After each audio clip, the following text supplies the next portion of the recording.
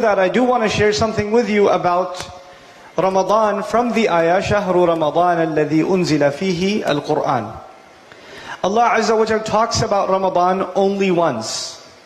Only once in the entire Qur'an does Allah talk about the month of Ramadan.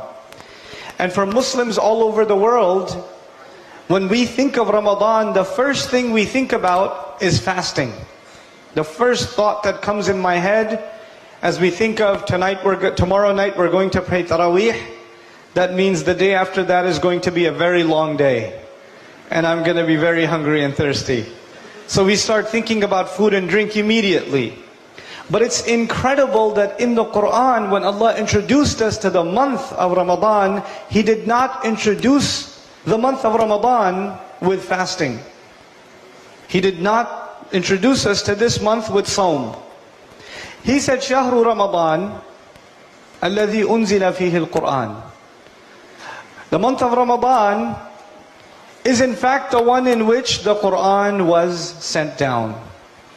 In other words, the first thing you and I have to think about when we think of Ramadan is the Qur'an.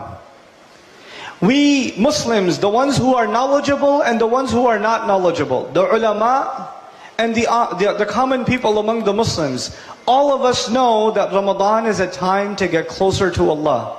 All of us know Ramadan is a time to make extra dua.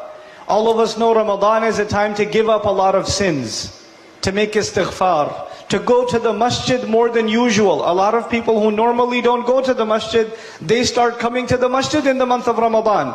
So even if you don't know a lot about Islam, you still know that this month you have to do a little extra for Allah. Every Muslim feels this. But it's incredible that in the Qur'an, Allah Azza wa Jal gave us the key on how to get close to Him in this month. And that key is the Qur'an itself. It is the book of Allah. So if you really, really want to get close to Allah in Ramadan, if you really want to fulfill the purpose of Ramadan for yourself and I for myself, then the month of Ramadan has to be about the Qur'an. It has to be about the Qur'an, for you and for me. And we have to treat it as though we've never had a relationship with the Qur'an before. You're starting all over again. You're starting all over again. You know, even though I'm not going to talk to you in detail about those ayat of Al-Baqarah, it's incredible that it's a Madani surah, which means the Muslims have been Muslim for a long time. The Sahaba have been Muslim for a long time. And they know about the Qur'an, and they know about the Akhirah, and they know about these things. Yet in the ayah of Al-Baqarah, when Allah introduced us to Ramadan, He decided also to introduce us to the Qur'an. Listen to me again. He did not just introduce us to Ramadan, He also introduced us to the Qur'an. He said, هُدًى لِلنَّاسِ وَبَيِّنَاتٍ مِّنَ الْهُدَى وَالْفُرْقَانِ. It is guidance for people. The Qur'an is guidance for people. You tell me, did the Muslims already know that it is guidance for people? Did we already know that when the ayah came down? We did. We had known then since somebody said Shahada, they knew that the Qur'an is guidance for humanity. Yet Allah Azza wa Jal in the month of Ramadan, when He introduced us to the Qur'an, said almost as though you have to start all over again. So you and I have to start reading the Qur'an and studying the Qur'an and reflecting and thinking about the Qur'an in this month like we have never read it before, like it's the first time.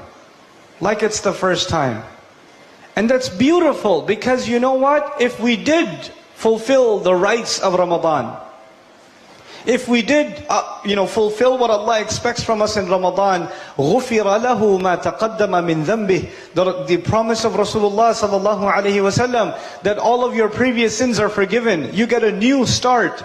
Just like you get a new start in your life in Ramadan, you and I are supposed to get a new start with the Qur'an.